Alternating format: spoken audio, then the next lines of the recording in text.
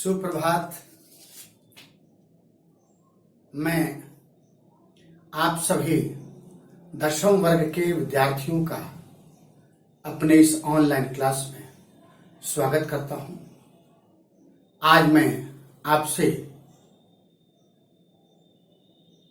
समक्ष प्रस्तुत हूं इसलिए ताकि आपको संस्कृत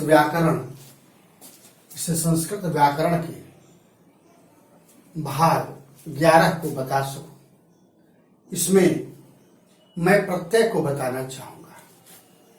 मेरे शुभेच्छु विद्यार्थी 10वीं वर्ग में प्रत्यय में 2 ही 3 चीजें हैं जो अहम हैं आपके 10वीं वर्ग के लिए। इसलिए उन पहलुओं पर जो आपको प्रत्यय पढ़ना है की चर्चा करने जा रहा हूं। सबसे पहले तो मैं ये बताऊंगा कि प्रत्यय में 2 पार्ट हैं, 2 हिस्से हैं। लिखित रूप में भी बता देता हूं। से प्रत्यय में 2 पार्ट हैं। एक पार्ट है तद्धित प्रत्यय। इसको आप ऐसे भी लिख सकते हैं, तद्धित ऐसे भी लिख सकते हैं, ठीक है। और दूसरा पार्ट है कृत प्रत्यय। कौन प्रत्यय? कृत प्रत्यय। मैं बताना चाहूंगा कि जो तद्धित प्रत्यय है यह संज्ञा, सर्वनाम और विशेषण के अंत में होता है। डिटेल में बता ही देता हूं।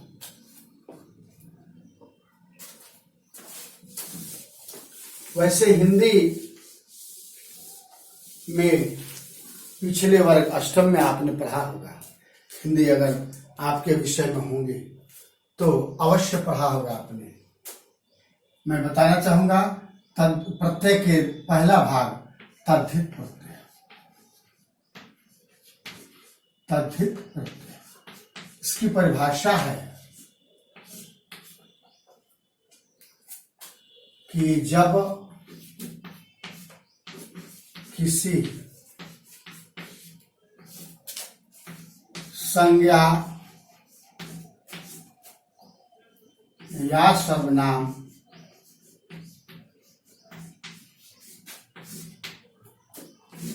या विशेषण,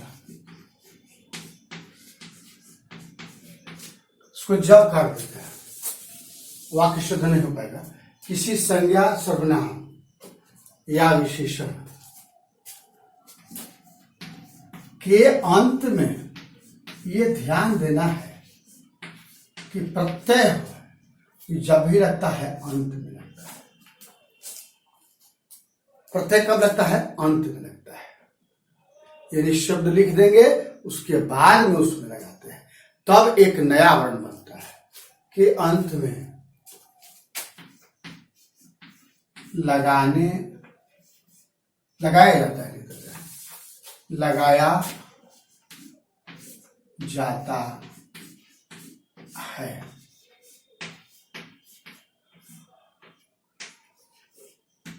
इनसे बने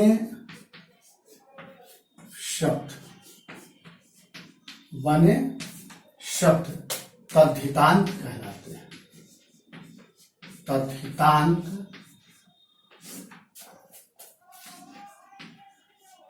कहलाते हैं।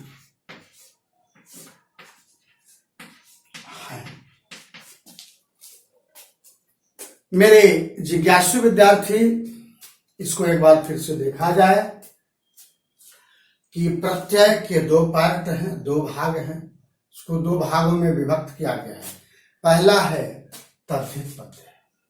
इसकी परिभाषा, इसका डिटेल मैंने लिखा कि किसी संज्ञा या सर्वनाम या विशेषण के अंत में, ध्यान देना है, संज्ञा सर्वनाम के अंत में लगाया जाता है इनसे बने शब्द तद्धितांत कहलाते हैं। यह हुआ इसकी परिभाषा। अब यह जान लेना आवश्यक होगा, आवश्यक क्या परमावश्यक होगा, एकदम जरूरी होगा कि इस तद्धित प्रत्यय में कौन कौन, ऐसे ऐसे तो बहुत सारे प्रत्यय हैं, लेकिन कौन कौन से प्रत्यय आपके पाठ्य में हैं, जो पठ्य तद्धित प्रत्यय है वो कौन कौन है। तो पठ्य में यानी पढ़ने योग्य कौन कौन है, तो मैं बता दूं आपको कि फिलहाल आपको एक ही पढ़ना है अभी इस सत्र में, केवल त्वा पढ़ना है। कौन सा है? त्वा प्रत्यय। कौन सा प्रत्यय है? यह त्वा प्रत्यय है। अब इस त्वा प्रत्यय की चर्चा हम करेंगे कि जब किसी संज्ञा, सर्वनाम या विशेषण के अंत में त्वा प्रत्यय लगता है तो यह हो क्या जाता है कि त्वा लग जाने से जो निर्मित शब्द है वह त्वम में बदल जाता है, यानी इस म हलंत का आगमन हो जाता है। किसका आगमन हो जाता है? म हलंत, यानी त्वा में म हलंत हो जाता है। कब? जब निर्मित शब्द होता है, उससे बनता है शब्द, तब। एक बार फिर से समझिए कि प्रत्यय के दो भाग हैं, तद्धित प्रत्यय और कृत प्रत्यय। तद्धित प्रत्यय किसी संज्ञा, सर्वनाम, विशेषण के अंत में लगाए जाते हैं और उससे बने हुए शब्द तद्धितांत कहलाते हैं। अब आपका पढ़ना है त्व, केवल क्या पढ़ना है? त्व। अभी इसे क्या कहते हैं, प्रथम उपसत्र में तो यानी फर्स्ट में तो त्व को बताता हूं। त्व प्रत्यय लगने पर क्या हो जाता है कि यह त्वम हो जाता है, यानी त्व तो रहता ही है उस शब्द के अंत में और म हलंत का एक अलग से आगमन हो जाता है, त्वम हो जाता है। इसको समझने के लिए उदाहरण जैसे एग्जाम्पल आवश्यक है। तो विद्यार्थी आपको लिए चलते हैं हम उदाहरण। उदाहरण से स्पष्ट हो जाएगा कि किस तरह से त्व लगने पर त्वम हो जाता है। अब जैसे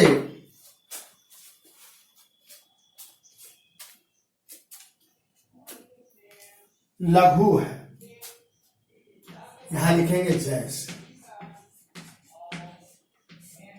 क्या लिखेंगे? जैसे। लघु, लघु का अर्थ होता है छोटा। लग जाएगा क्या इसमें? कौन प्रत्यय? त्व। कौन प्रत्यय लगेगा? त्व। तो बराबर में क्या लिखेंगे? बराबर के चिन्ह के बाद में लघु तो लघु होगा ही, है ना। आई त्व तो त्व होगा ही, ध्यान दीजिएगा, त्व तो होगा ही। और मैंने कहा था कि त्व के बाद में किसका आगमन होता है? म का आगमन हो जाता है, इस जगह त्वम। लघुत्तम, छोटा से भी छोटा, है ना। कैसे लघुत्तम बनाते हैं? वो LCM मैथ में बनाते हैं ना, लोवेस्ट कॉमन मल्टीपल, लघुत्तम। इस तरह से जगह महत, है ना। महत में त्व हो जाएगा, महत में क्या हो जाएगा? तो महत का मतलब महान, बड़ा। तो ये क्या हो जाएगा? मह, आई आधा त है, ये भी आधा त है, तो इसको ऐसे लिख देंगे। आव का व अम हलंत का आगमन हो जाता है, तो हो जाता है महत्वम, बड़ा से बड़ा। HCF मैथ में पढ़ते होंगे, HCF, है ना, महत्तम समापक।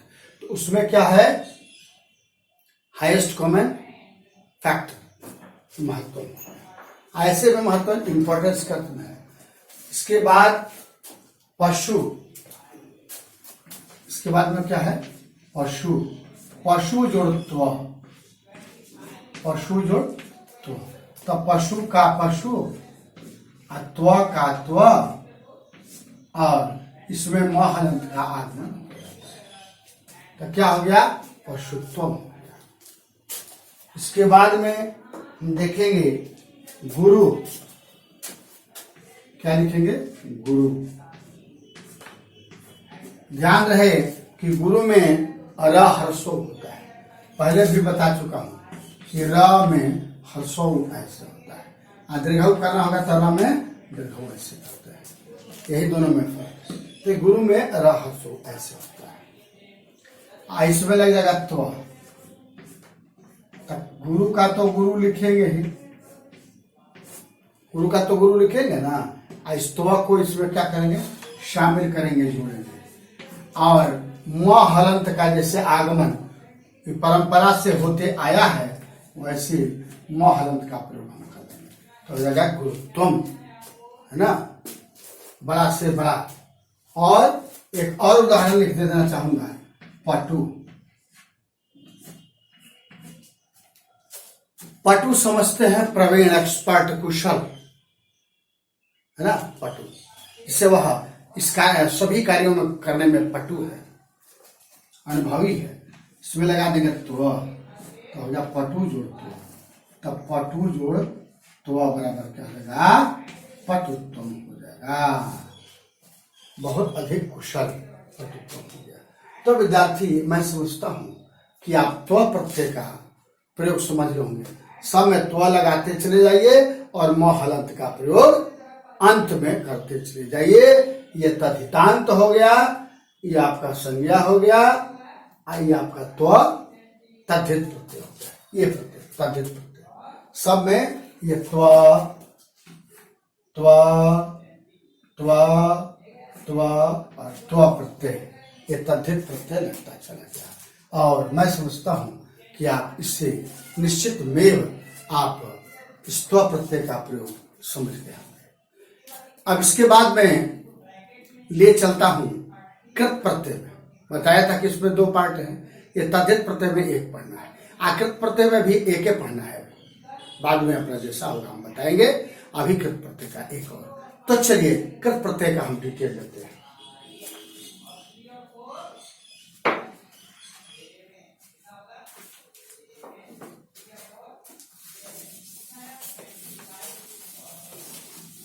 कृत प्रत्यय, मेरे शुभेच्छु विद्यार्थी, यहां हम लिखेंगे कृत प्रत्यय। यह जान लेना आवश्यक होगा कि कृत प्रत्यय कहते किसे हैं, इसकी परिभाषा चाहिए। लिखेंगे कि कृत प्रत्यय का प्रयोग किसी धातु के बारे में बताया हूं। धातु के अंत में किया जाता है। पढ़ गया। कृत प्रत्यय का प्रयोग किसी धातु के अंत में किया जाता है। इनसे बने शब्द, किनसे बने शब्द? कृत प्रत्यय जुड़ने पर जो बने शब्द है।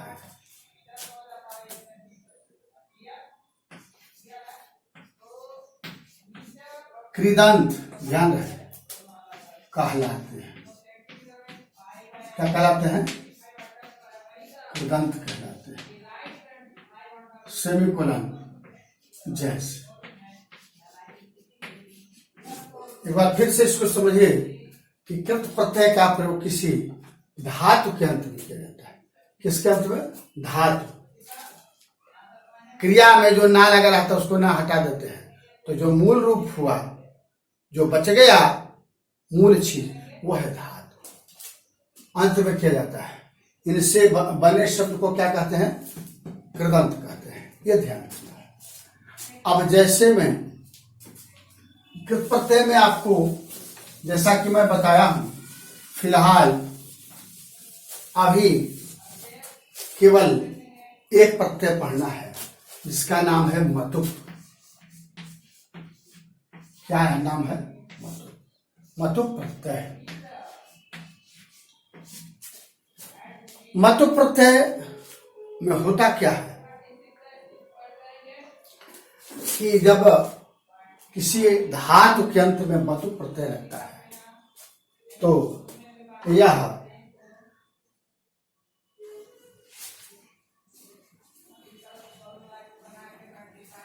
सॉरी फॉर इंटरप्शन, मतुप प्रत्यय लगता है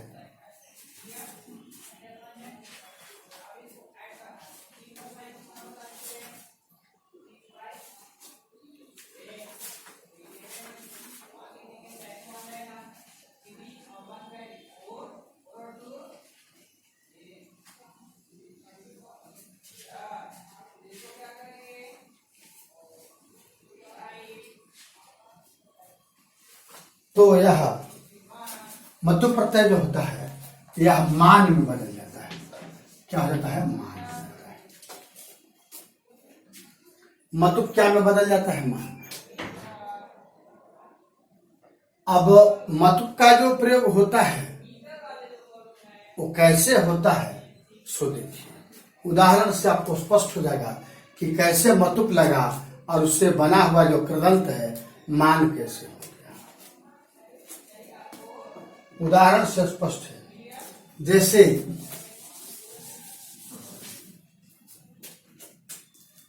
जैसे में जैसे, अब जैसे श्री है, श्री जोड़ मतुप। श्री जोड़, श्री का अर्थ क्या होता है? वैसे तो आप अपने पिता के नाम पहले ये परंपरा थी कि श्री लगाया जाता था। श्री का अर्थ अगर कोई शब्दार्थ पूछते तो क्या कहेंगे? शब्दार्थ हो जाएगा श्रेष्ठ, सुंदर और लक्ष्मी। इसमें मतुप प्रत्यय जुड़ गया तो यह हो गया। श्री का क्या, मतुप का क्या बताए थे? मान। मतुप का क्या बताए थे? मान। अब सब में जहां जहां मतुप लगेगा वहां वहां मान होते जाएगा, यानी यहां हो गया श्रीमान। इसको आप क्या कहते हैं? सर लिखते हैं, है ना? अच्छा, इसके बाद बुद्धि।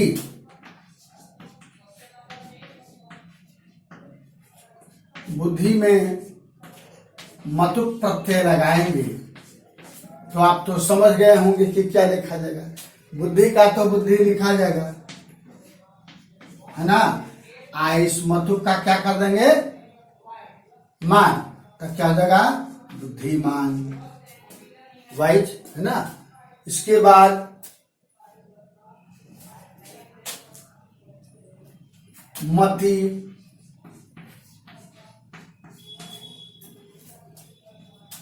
तो मति में मतुप लगा देंगे तो क्या हो जाएगा? मतिमान। मतिमान का अर्थ कोई पूछे तो अच्छी मति वाला स्वामी। धीमान, धी का अर्थ होता है बुद्धि, इसी अर्थ में होगा।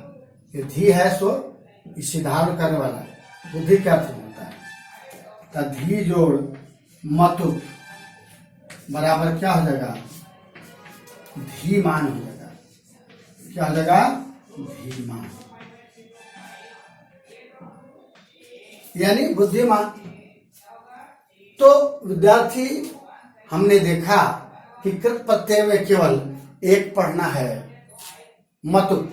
मतुप बदल जाता है मान में, और प्रत्येक शब्दों में अगर हम लगाते हैं इसको तो ये आपका, सॉरी एक चीज हम गलत बता दें, कृत प्रत्यय में नहीं होता है।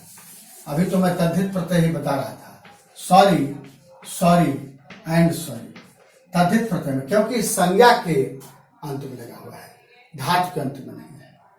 सॉरी, फिर से सॉरी, तो तद्धित प्रत्यय में ही ये संज्ञा के अंत में मतुप प्रत्यय लगा तो ये मान का ऐसे भी अर्थ होता है वाला। वाला क्या था?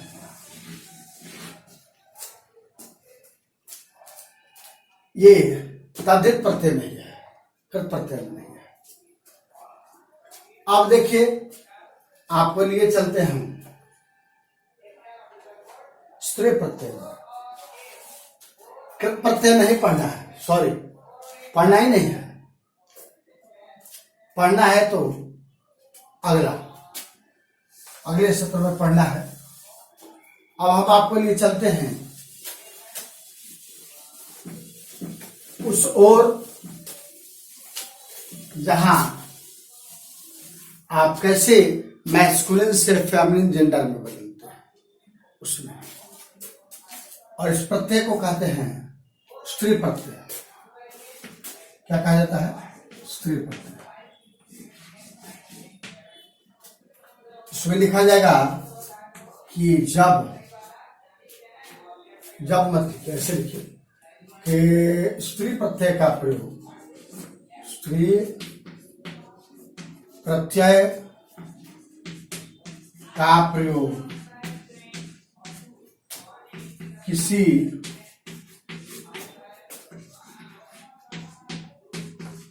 पुल्लिंग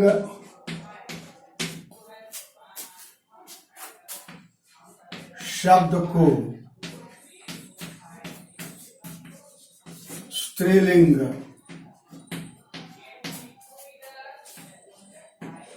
में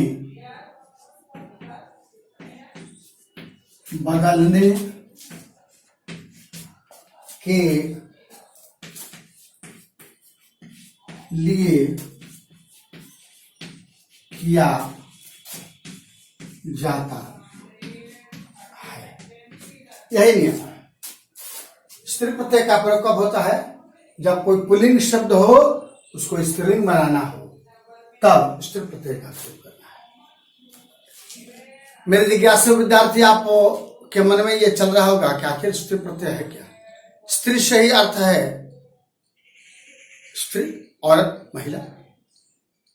तो ऐसा प्रत्यय जो स्त्रीलिंग बनाते स्त्री प्रत्यय है। तो इस स्त्री प्रत्यय के लिए हम उदाहरण पेश करेंगे जिसमें एक ही आपको पढ़ना है। वो कौन है?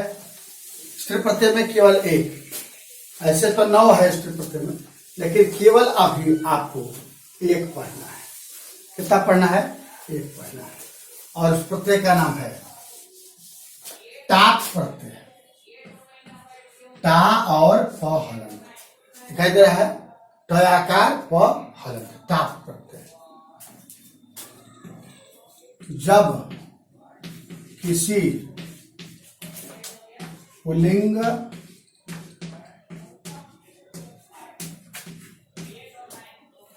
शब्द में टाप प्रत्यय का प्रयोग होता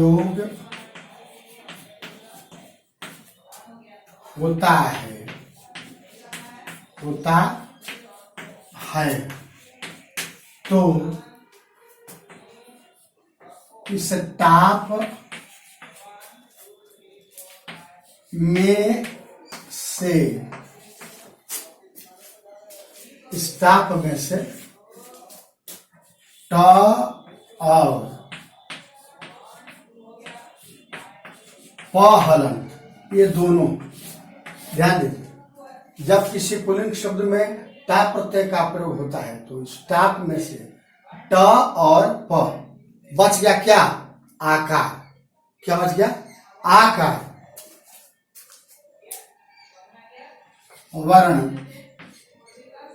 वर्णों लिखिए, वर्णों का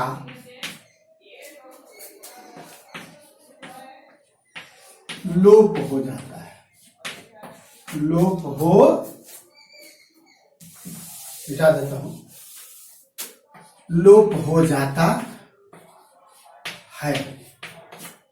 शेष आकार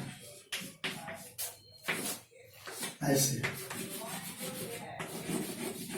ये वाला आ आकार बच जाता है, बच जाता है। और निर्मित शब्द, निर्मित यानी बना हुआ शब्द स्त्रीलिंग हो जाता है, स्त्रीलिंग बन जाता है, बन जाता है। अब यहां जैसे बात तो समझ में आ गई कि जब टाप प्रत्यय है तो इस टाप प्रत्यय में लोप किसका किसका हुआ, इसे ट का, आई प हलंत का, तो बीच में यही ना केवल आकार बच गया, ये वाला है, बस इसी का प्रयोग करना है। अब उदाहरण से आपको ज्यादा स्पष्ट हो जाएगा कि किस प्रकार से हम इसका प्रयोग करने के बाद किस तरह से स्त्रीलिंग शब्द पाते हैं। अब जैसे बहुत सारे उदाहरण मिलेंगे। अब जैसे इसका सूत्र है अजाद्यस का, अजाद्यस, अजाद्यस का, अजाद्यस, अजाद्यस का, अजाद्यस का, यानी अज से अजा हो जाता है। खैर इसकी जरूरत आपको नहीं है, मैं आपको सीधे ले चलता हूं उदाहरण में कि जैसे अ आज है, अज का अर्थ क्या होता है, अज बकरा, गोट, ही गोट, इसका सी गोट हो जाएगा, अज में टाप लगेगा, अजा होगा। कैसे एक बता देता हूं कि अज हो गया ये आपका, इसमें टाप हो गया है ना, तो टप का लोप हो गया, तो ये अज हो गया। आई टप हलंत का लोप हो गया, तब बच गया ये बीच वाला क्या, आकार, तो आकार दे दिया। अब तो बात समझ में आ गई कि कैसे, समझ गया ना। वही टप हलंत का लोप हो गया, आकार जो बच गया वही आकार अंत में जोड़ दिया जाता है, क्योंकि प्रत्यय है तो अंत में न जोड़ेंगे। अब इसी का उदाहरण देखिए। अब एक है, एक का क्या हो जाएगा, एका, श्वेत है, सब में आकार देते चल जाएंगे, तो क्या हो जाएगा, श्वेता, उजली, श्वेत माने उजला, श्वेत माने, श्वेता माने उजली। अश्व, क्या हो जाएगा, अश्वा, अश्व यानी घोड़ा, अश्व माने आकार कर देंगे, घोड़ी, मेयर। शिव है, शिव का क्या हो जाएगा, शिवा, शिव शंकर भगवान, शिवा जो हो गया आकार करने पर, पार्वती, पाचक, तो क्या हो जाएगा, पाचिका, है ना। चटक, चटक समझते हैं, चटक पक्षी, कौन पक्षी, गोरैया, स्पैरो, तो क्या हो जाएगा, चटका। इस तरह से बहुत सारे उदाहरण मिलेंगे आपको। और दे दें, अब जैसे शूद्र है, शूद्र, शूद्र का शूद्रा, शूद्र का क्या हो जाएगा, शूद्रा हो जाएगा। नीच प्रकृति वाला, नीच प्रकृति वाली, क्षत्रिय, क्या हो जाएगा, क्षत्रिया, क्या हो जाएगा, क्षत्रिया। रजक, रजक का अर्थ समझ गए, नहीं, रजक का अर्थ धोबी, तो क्या हो जाएगा, रजका, है ना। लेकिन इसमें क्या होता है, इसमें रजकी कर दिया जाता है, कि रजका का अर्थ धोबी हो ही नहीं सकता है, रजकी लाचारी में आपको करना होना चाहिए। तो आकार, लेकिन यहां दीर्घई हो जाता है। वर्तमान, वर्तमान का क्या हो जाएगा? वर्तमाना। वर्तमान का क्या हो जाएगा? वर्तमाना। तो इस प्रकार से हम देखते हैं कि टाक प्रत्यय में आ का आगमन हो जाता है। यह जो नलकी हो गया ये आपका विकल्प से हो गया। कैसे? भारत की सारी नदियां